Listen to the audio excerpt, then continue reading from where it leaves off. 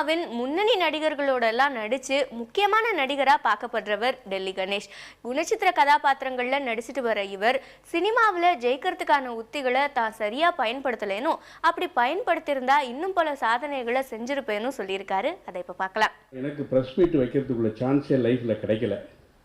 ஏன்னா நான் எனக்கு ஒரு மேனேஜர் பிஆர்ஓன்னு யாரும் வச்சுக்கல. இன்றைக்கி வரைக்கும் என் கால் ஷீட்டை நான் தான் பார்த்துக்கிறேன்.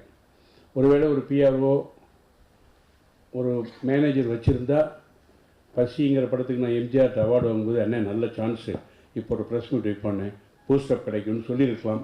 அப்படி யாரும் சொல்கிறது எனக்கு இல்லை. அதனால் நான் பாட்டு பரிசு வாங்கிட்டு வீட்லேயே உட்காந்துட்டேன். சிந்து பெரி ஒரு கலக்கினேன். அப்போவாது ஒரு ப்ரெஸ் மீட் வைக்கலான்னு இல்லை. நாயகன் அந்த படம் இந்த படம்லாம் வரும்போது ஒவ்வொரு படங்கள்லையும் சாதனை புரிந்தேன். ஆனால் அந்த சாதனைகளை வெளியே கொண்டு வருவதற்கு நான் ஒரு பிஆர்ஓ ஒரு மேனேஜர் வச்சுக்காதனால உங்களுக்கு எனக்கும் பெரிய கேப். நீங்கள் மட்டும் அன்றைக்கி மட்டும் உங்களுக்கு மாதிரி மீட்டு வச்சுருந்தேன்னா இன்றைக்கி டெல்லி கணேஷன் பிடிக்க முடியாது.